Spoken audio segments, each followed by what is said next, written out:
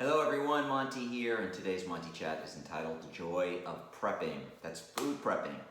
So those of you who followed me for a while know that I do my food prep mostly it's on Saturdays, but sometimes I do it Sunday depending on what's going on. But I make sure that I prep food every single weekend, and I will tell you that there is no way I would be able to eat the way I eat if I didn't food prep. So I learned that a long time ago, and I've talked about this before, that we are a culture of fast food. And what was interesting to me, I'll tell you a little story first, is that when I was in Switzerland, I took some pictures. I think I was on Weight Watchers site at that point. I wasn't on Instagram yet. My first trip to Switzerland. I took pictures downtown. I hurt my back, so I couldn't work at Lyft, but I went walking every morning. I went really early in the morning. There's hardly anybody out. It was a beautiful way to sightsee, by the way, if you're on vacation, just to walk.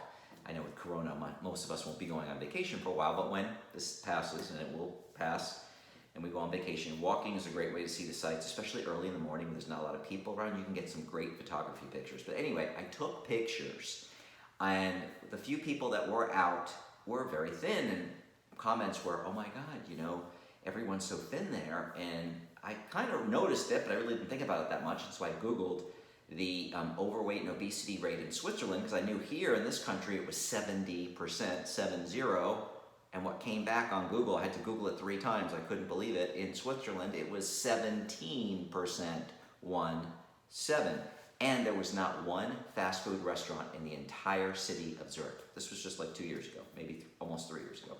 So anyway, it was kind of interesting, and I've also read articles that you can track the obesity rate in our country, on a graph, and it kind of charts a parallel to the number of fast food restaurants and how much fast food we eat. Because one thing I always tell people when I mentor them is when they say, "Oh, I can't lose any weight. I'm doing everything right. I'm working out. I'm not going over my calories. I'm tracking my calories. Monty, help me. What's going on?" Well, I really don't mentor people anymore because I don't have any time, but I used to do it a lot, just for friends and family. And the number one thing I would see as a pattern is that they weren't tracking the oil in the food. And when you don't make your food, you don't know what's in that food. And even if there are menus, I love like when I go to a restaurant and they say, well, this dish is only, 700 or 800 calories, which to me is a lot, right? And sometimes they're even more than that. And I'm looking at the dish and being, cooking myself, I knew right away, they may have a menu for that, chef to follow, but I guarantee you he's not doing what I'm doing, and he's not using measuring cups when he puts the oil in the pan and all this other stuff. So I'm even leery of when there's calories on the menu, because I don't think, for most dishes, not all dishes, but for most dishes, you can see the oil, and 1 tablespoon of oil is 120 calories. And I always tell people, take a tablespoon of oil and put it into a pan. It's not a lot. When you see these chefs and they're going like this, and I'm like, oh my God, that was like 300-400 calories just in oil, right? It won't all end up in the food, but again, there's just no really way to calculate it. So when I used to eat out a lot, I used to add calories. For oil, I'd always order it with no oil, but you still end up getting some oil because I say it would stick to the pan. Or I ask them to cook it with Pam, and I can tell when they use a spray, which you usually don't use and count any calories for. But the reason why I'm telling you all this is because prepping food is the way to ensure that you know exactly what's in your food, and you can be happy, and that's what I call it the joy of prepping for many reasons. The joy of prepping because you'll know exactly what's in your food. You'll be calculating your calories correctly. The next one, joy of prepping, is you have fast food in your refrigerator. So I make these lavish meals, and pretty much I have chicken breast prepped, I have chili prepped, I have baked salmon prepped. That's what I prep. I used to prep a fruit salad, but I've been on this low-carb diet, but now I'm going to go back to doing the fruit salad because I loved it so much. I prep usually side dishes like spaghetti squash, baked squash that I make a squash mash, a couple of purple sweet potatoes that I make sweet potato mash with. I make a meatloaf usually every week, a chicken meatloaf, and I slice it up, and all this stuff goes into Tupperware containers, and literally I just go boom, boom, boom. String beans, I steam some string beans, I go boom, boom, boom, I throw everything on a plate, microwave it, especially when I'm working right now. I'm taking my lunch break right now. I'm just going to go into usually I'm just going to go into the kitchen and throw things together. Today I've got a little bit of time. Today I may actually make a waffle bowl with some fruit from scratch, which takes about 10 minutes. But even then, doing prep will make you have lavish meals very quickly, but also cooking and learning to cook at home will make you like a chef to make anything very quickly. So even my most elaborate meals can be like, 15 minutes. It's not really like an hour or something like that. But with the prep, it's like 5 minutes. I throw everything on a plate and I microwave it and I'm done. Not even that. You could probably stopwatch from the time I get to the refrigerator to the time I'm ready to sit down to eat. 5 minutes, elaborate meal, because everything's prepped in the refrigerator. So again, it's the joy of knowing what's in your food, the joy of having meals, fast food in your refrigerator at all times. It's something that's healthy, that's non-guilt, you're not gonna feel guilty about. And then the other added extra bonus is the joy you can bring to other people. Like for me, when I prep food, I prep a lot and I bring half to my mother, and then my mother shares it with her best friend Marva. So I know I could be happy in the fact knowing I'm feeding these two elderly women who don't like to cook anymore, and they love my food and they love the fact that it's healthy. And now that they're eating my food every week, they're not eating all this bad processed crap that they were eating before. And when you get older, eating all this food with the preservatives and chemicals, and especially sugar, which is very inflammatory, and when we get older, we all tend to get a little bit of get arthritic. And I know I'm only 57 years old, and only sounds so old to me, 57 years old, and I've got arthritis in my knees and my wrists. So I have pain from time to time, especially when I work out. And sometimes I'm just holding a plate and my wrists feel like they're gonna break. They're just, the pain, it's only comes and goes very rarely for me, but I do have it. So again, I can't stress enough about why you should be prepping, but let's talk about the whole mental aspects of prepping. So in the beginning, I always say choose your heart. It's really hard to prep your food every single week and do all the work to prep, right? But it's also really hard when you're not happy with the way you look because you're eating all this fast food, you're ordering stuff in. You shouldn't be going to restaurants. No, but I don't care if you're outside. Please, people, for the next 4 months, especially when this corona is supposed to be really bad, don't even do takeout, okay? Learn to cook at home. Here is your opportunity to turn a bad situation something good. Learn to cook, learn to prep, make it part of your week.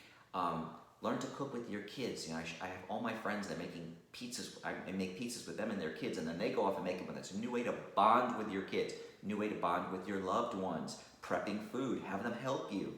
I always kid around with my friends. Hey, you got kids, you got free labor. I wish I had some kids to help me prep my food on the weekend. I could get so much more food prepped faster. And kids love cooking. It's like an arts and crafts project, especially when you're making beautiful food. And even with the prepping food, you're teaching this. And I always say this. There's nothing that you can do better than give your kids the gift of health, to teach them healthy habits with food. I have struggled with my weight since I was 13 years old, and I wish somebody would have taught me about healthy eating way back when. I really would. And my cooking, let's talk about my cooking. I have never, ever taken a cooking class. Funny story, I started this novelty baked goods company a long time ago with a friend of mine. I took a cake decorating class. That's the only kind of cooking class I've ever taken, a cake decorating class of all things. And I haven't made cakes in years because, sugar and carbs, I just don't eat it. And I don't eat cake at all. But never took a cooking class. When I want to learn to do something, I YouTube it. There's so many times with a vegetable, I'm like, I'll buy a weird vegetable. How do you cook this? And I would just Google, watch a couple of YouTube videos, and I would cook it. Or especially when, I want to make a new recipe, like a soup, like pumpkin soup. I hadn't made it in years, and I forgot the recipe, and I just Googled. And what I always do is I look to see a constant theme of what most people are putting in those ingredients, and then I Monteize it. I kind of reduce the calories and the bad things and try to make it as natural as possible. And so I put my own little twist on it.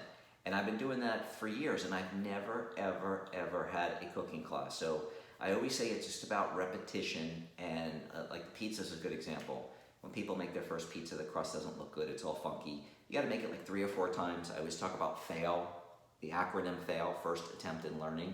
And I tell people when you screw something up the first or second or third time, say, hey, well, I'm getting FAIL, first attempts in learning, I'm getting the bad stuff up, and now I'll be ready to do it good, do it really well, So don't be afraid to try new things. I still burn things once in a while. I still screw things up in a while, but I'm pretty much, I feel very confident in my cooking ability, but only because I've made thousands of meals in the last 5 years or 6 years when I've been cooking when I'm home every single day or when prepping every single week. And that's another thing. I always talk about creating your new normal in life. Anything you do first that is out of your routine is going to seem like drudgery, right? It's just going to seem like drudgery, like prepping food. But I gotta tell you, and I remember sometimes I would just be like, oh my God, I can't believe I gotta go to the supermarket, I can't believe it. And I usually go to 2 supermarkets. Like now it's even worse with Corona because I gotta come back and wipe everything down and wash all the vegetables, singing the happy birthday song twice that Dr. Sanjay Gupta on CNN said to kill the Corona. I mean, I'm crazy about that stuff. And I'm even used to that now. In the beginning, it was really used to be torture. I can't believe all the extra time. I spend about an extra hour plus wiping everything down and cleaning it. But just like it was with prepping, in the beginning it was drudgery, and now it's just my new normal. Just like our new normal is wearing a mask, even though that's going to be temporary, hopefully. Everything can be your new normal. You can create your new normal, and prepping is a great example of that. I'm in my routine. And all my friends and family know, oh, Monty's at the supermarket at 8:15 or 8:30 every morning. They're not going to call me until I get done with both supermarkets. They know I'm probably not going to be done at home until about 10:30 because I come home, I wipe everything down, I wash the vegetables, I leave from Whole Foods, I go back to go to Publix, do my food shopping there, come home, wipe everything down, wash it. By 10:30 I'm done, and then I start my prepping. And then from 10:30 till about 2, I'm prepping and eating lunch, and by 2 or 3 o'clock hopefully I'm done. And I know it sounds like a lot of time, but it's like financial investment. Investment in the prepping pays off exponentially. If you put that time in, you will see during the week, I don't have to worry. I'm in my office, I'm working. I usually take a half hour for lunch. I go in within 5 minutes. I can throw everything down, microwave it, look down at my plate and go, oh my God, look at this beautiful plate of food. It's delicious, it's healthy, it's guilt-free. And then I have 25 minutes to sit, maybe watch the news while I'm eating my lunch and relax. Otherwise, I'd be making everything from scratch. I would have very little time to eat. Maybe I would be, eating some processed food that's not good. And when I am pressed for time, I throw things together, like open a pouch of Tasty Bites, maybe one of the Italian things like a chicken marsala, or vegetable marsala, or Punjab eggplant, and then I heat that up in the microwave, and then I heat up the Hearts of Palm pasta, which I use the Natural Heaven brand. By the way, people have been asking me about the palmini pasta, and I don't mean to bash any product, but I gotta tell you, I don't care for it, and I gotta tell you, I took one bite and I threw the whole can out. So if anybody wants to know if the palmini pasta, in my opinion, I think it's horrible. That's just my opinion. I mean, really bad. The Hearts of Palm, the Natural Heaven Hearts of Palm pasta is fantastic. I don't understand how they could be so different, but they are. It's only one ingredient, Hearts of Palm, so it's real natural.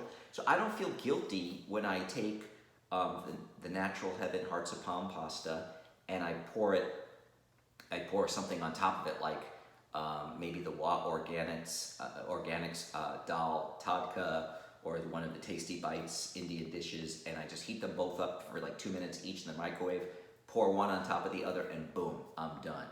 But normally I have, things like, maybe some rice, or I have cauliflower rice, or I have chopped up Brussels sprouts I can throw stuff on top of, so I don't have to do all packaged foods. But the ones that I buy are pretty natural. And I'm never, from everything I've got stocked in my house, even if I'm low on my food prep towards the end of the week, which usually I'm not, I have so much food, but if I am, I can still go into my cupboard and take something that's really healthy, really nutritious, and put it all together really quickly. So we're running out of time. I hope you found this interesting. If you have not been food prepping, you need to start. We have no excuse right now with Corona when we shouldn't be out, we shouldn't be doing things, and we should be learning to cook at home. And please, please stay out of the restaurants, even if you're outside. It's not safe. And I hope you're all staying safe and healthy, and I'll be talking to you soon.